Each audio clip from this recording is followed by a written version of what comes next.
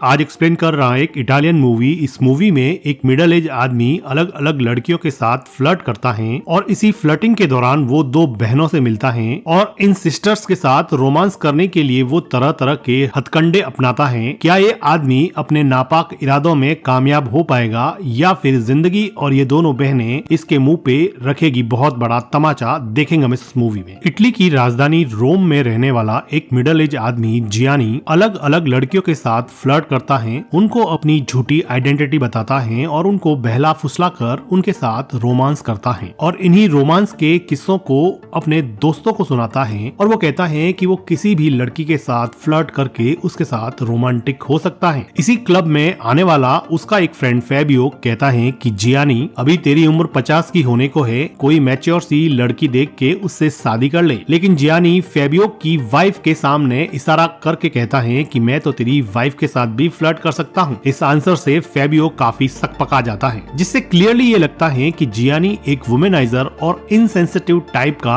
इंसान है। जियानी कितना इनसेंसिटिव है इस बात का पता तब चलता है जब उसकी मॉम की डेथ हो जाती है और वो लास्ट राइड पर भी टाइम पे नहीं पहुंच पाता। जियानी का भाई जिसके साथ उसकी मॉम रहती थी वो जियानी को उसकी मॉम के लिए प्रेयर करने को कहता है, लेकिन जियानी अपनी मॉम के लिए लास्ट प्रेयर करने में भी इंटरेस्टेड नहीं था। तो उसका भाई उसको उसकी मॉम की घर की चाबी देता है और कहता है कि तुम मॉम के घर चले जाओ। जियानी अपनी मॉम के घर जाता है जहाँ पर उसकी मॉम उसके भाई के साथ रहती थी। वो अपनी मॉम की व्हीलचेयर पर बैठकर कुछ अपने पुराने फोटोज देखने लगता है, जिसको देखकर थोड़ी देर के लिए जियानी इमोशनल हो जाता है। वो अपनी मॉम का रेडियो स्टार्ट करके व्हीलचेयर पर बैठे बैठे डांस करने लग जाता है। रेडियो की तेज आवाज सुन के पास के घर में रह रही एक लड़की एलिशिया जियानी की मॉम के घर पे आती है और जियानी को पहली बार देखने वाली ये लड़की एलिशिया जियानी को व्हीलचेयर पे बैठा हुआ देखने की वजह से उसको फिजिकली हैंडीकैप समझ लेती है। एलिशिया को दरवाजे पे खड़ा देखकर जियानी सकपका जाता है। एलिशिया कहती है कि मैं पड़ोस में रहती हूँ, रेडियो की तेज आवाज सुन के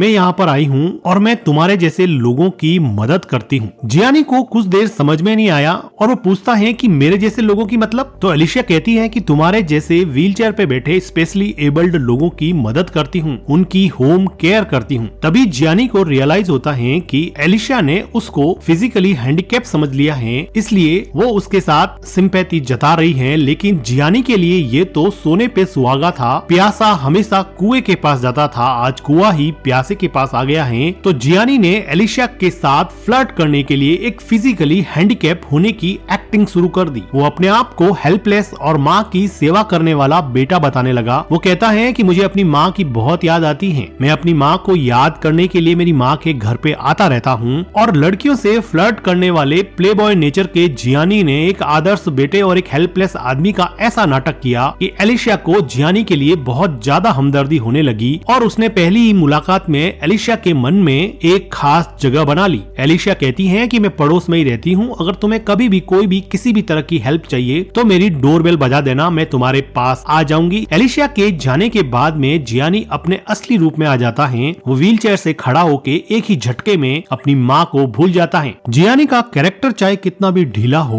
वो एक सक्सेसफुल और प्रॉफिटेबल शू कंपनी हाई स्पीड को रन करता है, लेकिन उसकी इनसेंसिटिविटी के साथ साथ बिजनेस रिजिडिटी का पता तब चलता है जब कॉर्पोरेट मीटिंग में इसी कंपनी में काम करने वाली एक इंटर्न जूलिया जियानी को एडवाइस करती है कि हमें हमारी कंपनी के प्रोडक्ट पोर्टफोलियो को एक्सटेंड करना चाहिए और हमें स्पेशली एबल्ड लोगों के लिए शू बनाना स्टार्ट कर देना चाहिए। लेकिन जियानी को ऐसे इनोवेटिव आइडिया कहाँ पसंद आते हैं। एक इंटर्न की दी हुई सलाह से जैसे उसका ईगो हर्ट हो गया और लड़की तो उसको बिल्कुल भी सलाह नहीं दे सकती, इसलिए वो उसी टाइम जूलिया को अपनी कंपनी से बाहर निकाल देता है। बिजनेस करने के अलावा जियानी को सिर्फ एक ही काम था, वो लड़कियों से सिर्फ फ्लर्ट करता था। जियानी अपनी मॉम के घर पे जाकर उसकी पड़ोस में रहने वाली एलिशिया को कहता है कि मैं घर पर अकेला हूँ, कुछ टाइम मेरे साथ बिताओगी क्या? हम दोनों मिलकर बैठकर कॉफी पी लेते हैं। एलिशिया खुशी खुशी जियानी के घर पे चली जाती है, लेकिन जियानी को अब यहाँ पे कॉफी बनानी थी, जिसके लिए उसको काफी मशक्कत करनी पड़ती है और एलिशिया के सामने उसकी पोल खुलते खुलते बच गई। जियानी कहता है कि मैं अनमैरिड हूँ, मैं किसी साथी की तलाश कर रहा हूँ, मेरे पास कुछ ज्यादा पैसे नहीं है। बातों ही बातों में एलिशिया ये भी बता देती है कि वो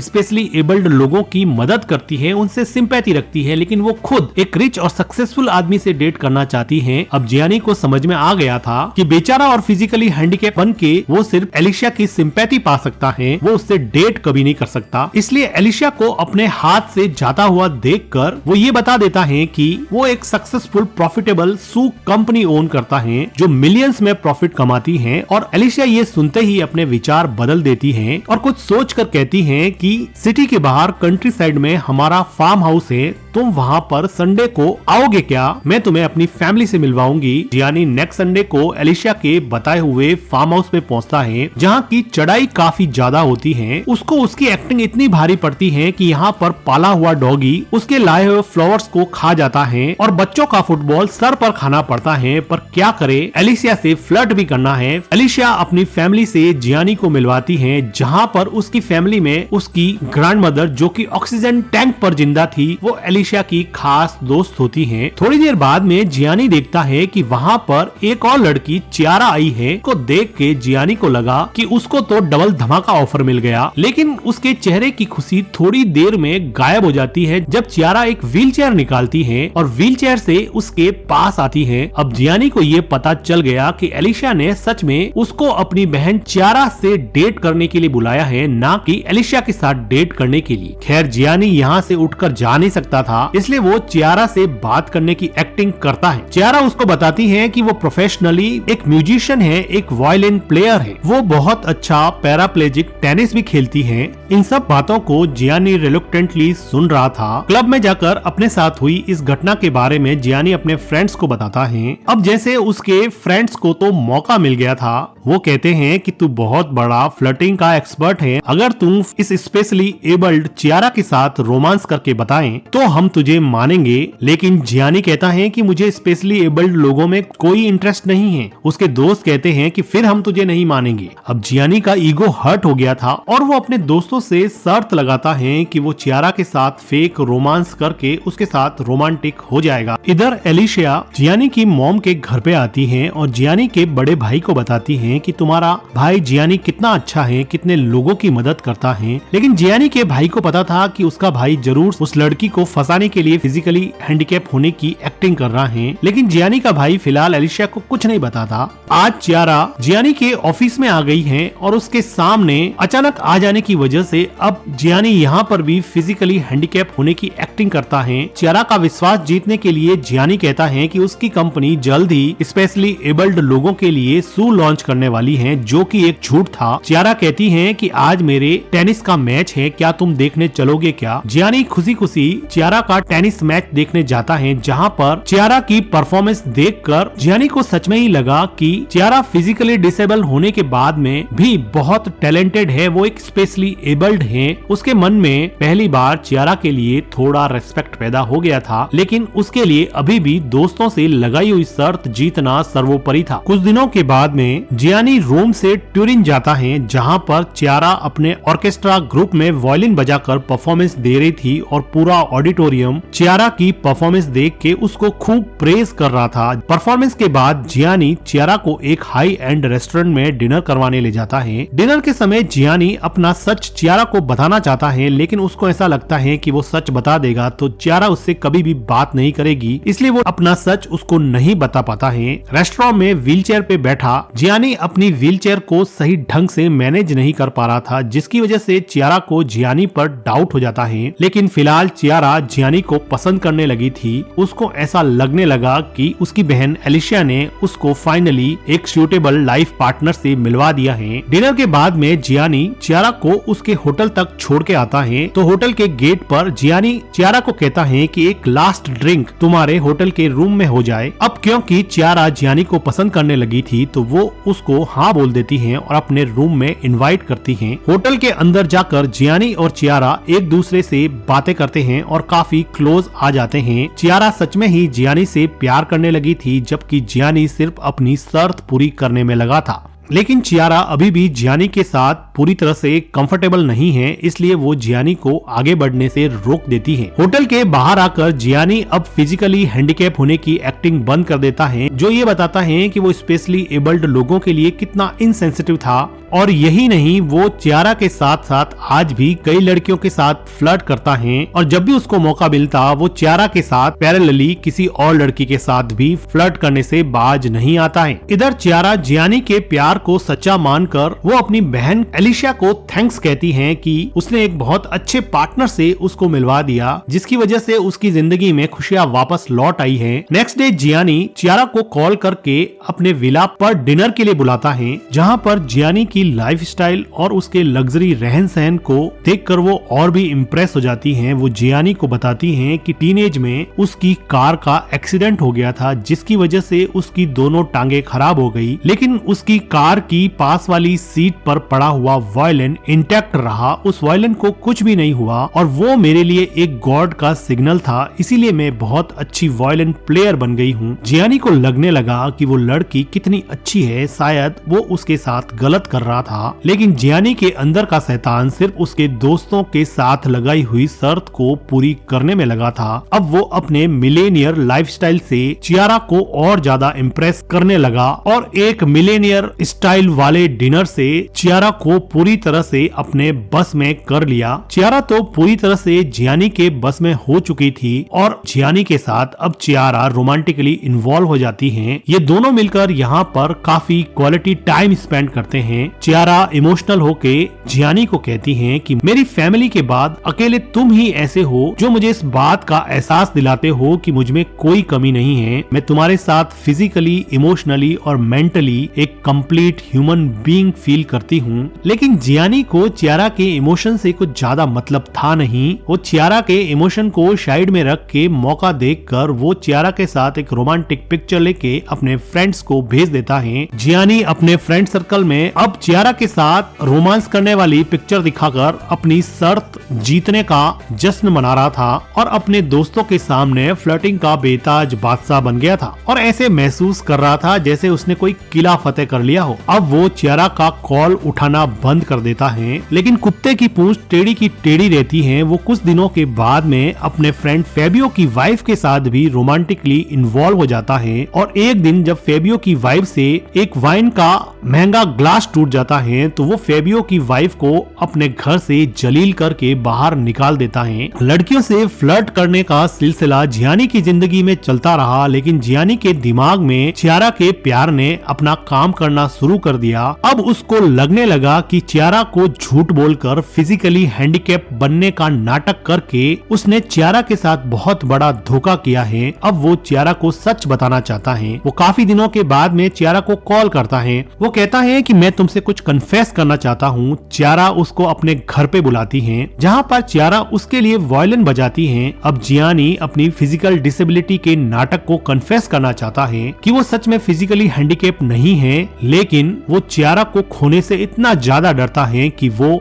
आज भी चियारा को अपना सच नहीं बता पाता है। और इधर चियारा दिल से जियानी को अपना लाइफ पार्टनर मान चुकी है, जिसका एहसास अब जियानी को होने लगा था। लेकिन झूठ कितने दिन चलेगा और एक दिन फाइनली जियानी का भाई उसकी पड़ोसी और चियारा की बहन एलिशिया के पास जाकर फ्लोर देता है और अपने भाई की सच्चाई बता देता है। वो कहता है कि वो कोई बेचारा नहीं है, वो तुम्हारी बहन के साथ फिजिकली हैंडीकैप होके उससे फेक रोमांस करने की एक्टिंग करता है। वो बहुत बड़ा प्ले बॉय है। ये सुनकर एलिशिया को बहुत गुस्सा आता है, क्योंकि एलिशिया ने ही जियानी को चियारा से मिलवाया था। अब एलिशिया बड़े गुस्से में जियानी के पास जाके उसको एक जोरदार थप्पड़ लगाती है। जियानी के झूठ का भंडाफोड़ कभी तो होना ही था। एक दिन सच का थप्पड़ उसके झूठे चेहरे पे रसीद होने ही वाला था। अब एलिशिया जियानी को कहती है कि फिजिकली हैंडीकैप होने के नाटक करने वाले आदमी 2 दिन के अंदर अंदर तू मेरी बहन से जाके माफी मांगेगा और कहेगा कि तू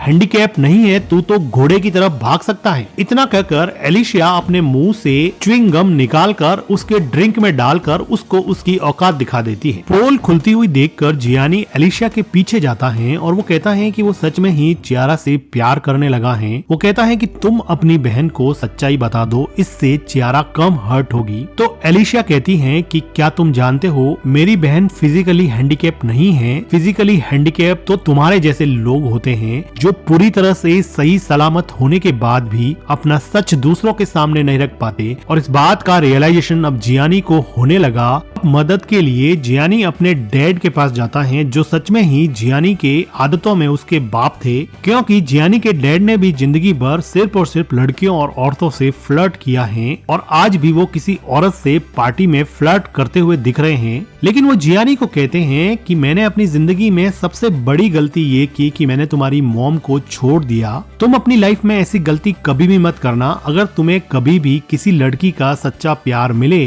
तो उसके साथ जिंदगी गुजारने का फैसला कर देना। जियानी अपनी दुविधा अपने डैड को बताता है और इसी कॉन्वर्जेशन के दौरान इस पार्टी में एक अनाउंसमेंट होता है कि एक टूर फ्रांस के कैथोलिक चर्च के लिए जा रहा है और इस कैथोलिक चर्च के लिए एक बात फेमस है कि यहाँ के पवित्र पानी होली वाटर से कई लोगों की डिसेबिलिटीज ठीक होने की बात कही जाती है। अब जियानी और जियानी के डैड को ऐसा लगता है कि वो कैथोलिक चर्च जाएंगे और वहाँ से चियारा को ये बता देंगे कि हम चर्च में पवित्र पानी से ठीक होके आ गए हैं और फ्रांस के इसी कैथोलिक चर्च के टूर के बारे में कॉल करके चियारा को बताता है कि तुम भी कैथोलिक चर्च के टूर पर फ्रांस चलोगी क्या, जिसके लिए चियारा खुशी खुशी एग्री हो जाती हैं। एलिशिया चियारा को पूछती है कि तुम उसके साथ क्यों जा रही हो, वो आदमी तुम्हारे लिए ठीक नहीं है। तो चियारा कहती है कि उस कैथोलिक चर्च में मिरेकल्स होती हैं और वो कहती है कि मैं इतने सालों से इस व्हील चेयर पे बैठी हूँ। जियानी जिस तरह से व्हील चेयर को हैंडल करता है और उसकी हरकतों को देख के मुझे पहली बार में ही रियलाइज हो गया था कि वो फिजिकली हैंडीकैप होने की सिर्फ एक्टिंग कर रहा है। लेकिन मुझे उसके प्यार में एक सच्चाई दिखाई दी और मुझे लगा कि एक दिन सब ठीक हो जाएगा, इसलिए मैं भी उससे प्यार करने लगी। तो एलिशिया पूछती है कि ऐसा कब तक चलेगा, एक दिन वो तुम्हें सच बता देगा तो फिर क्या करोगी। तो चियारा कहती है कि मैं उस दिन उसको हमेशा हमेशा के लिए गुड बाय बोल दूंगी, छोड़ दूंगी। अब कुछ दिनों के बाद में बहुत सारे लोग जियानी और चियारा के साथ बस में फ्रांस में कैथोलिक चर्च की मिरेकुलस टूर पे जाते हैं और यहाँ पर कई लोग इस विश्वास के साथ आते हैं कि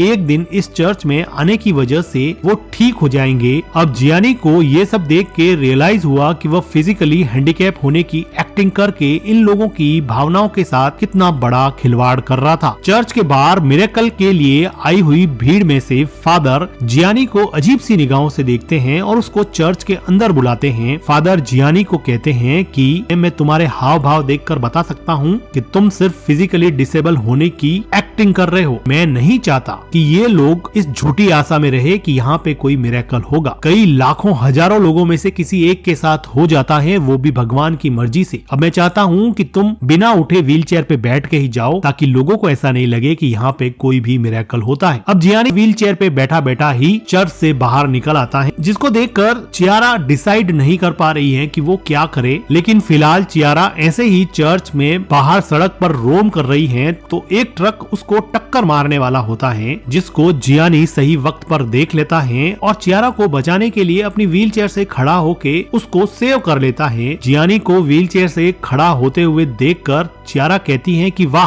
तुम्हारे साथ तो सच में ही मिरेकल हो गया। और वो अब ये समझने लगती है कि जियानी ने उसको यहाँ पर इसलिए बुलाया कि वो और एक झूठ बोलकर अपने पुराने झूठ को छिपा रहा है। चियारा जियानी से एक बेटर कन्फेशन एक्सपेक्ट कर रही थी, लेकिन अब जियानी की पोल खुल चुकी थी, जिसकी वजह से चियारा को बहुत हर्ट होता है। वो बहुत रोती है और वापस अपने बस की तरफ लौट जाती हैं। बस के लोग जियानी को बस में बिठाने से मना कर देते हैं और कहते हैं कि ऐसे धोखेबाज और फ्रॉड आदमी के लिए यहाँ पर कोई जगह नहीं है। लेकिन कहते हैं कि मुसीबत आती है तो बहुत सारी एक साथ आती हैं। जियानी के फ्रेंड्स के क्लब में उसका फ्रेंड फेबियो उसको आके मारने लगता है, क्योंकि फेबियो को अब पता चल चुका है कि उसकी वाइफ के साथ भी जियानी के रिलेशन थे और जियानी के फ्रेंड्स को भी लगा कि सच में जियानी कितना टॉक्सिक है और उसके साथ साथ रहना उनकी फैमिलीज के लिए भी सेफ नहीं है। चियारा के ठुकराए जाने के बाद और अपने दोस्तों की नफरत की वजह से जियानी अब हमेशा हमेशा के लिए बदल गया। वो अपनी सेक्रेटरी लुजियाना को इंटर्न लड़की जूलिया को वापस कंपनी में बुलाने को कहता है, जिसने फिजिकली डिसेबल लोगों के लिए शू लॉन्च करने की बात कही थी। अब वो जूलिया को यहाँ पर प्रोडक्ट मैनेजर बना देता है और जूलिया अब स्पेशली एबल्ड लोगों के लिए शू लॉन्च करती है। जियानी की फिजिकली हैंडीकैप लोगों के लिए हीन भावना अब एक रेस्पेक्ट में कन्वर्ट हो चुकी है। अब जियानी अपनी मॉम से भी अपनी इनसेंसिटिविटी और इररेस्पॉन्सिबिलिटी के लिए माफी मांगता है और वहाँ पर प्रेयर करता है। अब जियानी चियारा के पास जाता है, जो कि अभी भी अलग अलग बसों से टूर कर रही थी। वो बस में चढ़कर चियारा से सॉरी बोलता है, लेकिन चियारा कहती है कि तुम और तुम्हारे जैसे लोग चाहे मुझे फिजिकली हैंडीकैप कहे, स्पेशली एबल्ड कहे, a person with reduced lower limb mobility कहे या फिर डिसेबल कहे, मुझे किसी की जरूरत नहीं है और स्पेशली तुम्हारे जैसे घटिया और बनावटी लोगों की तो मेरी जिंदगी में कोई जगह नहीं है।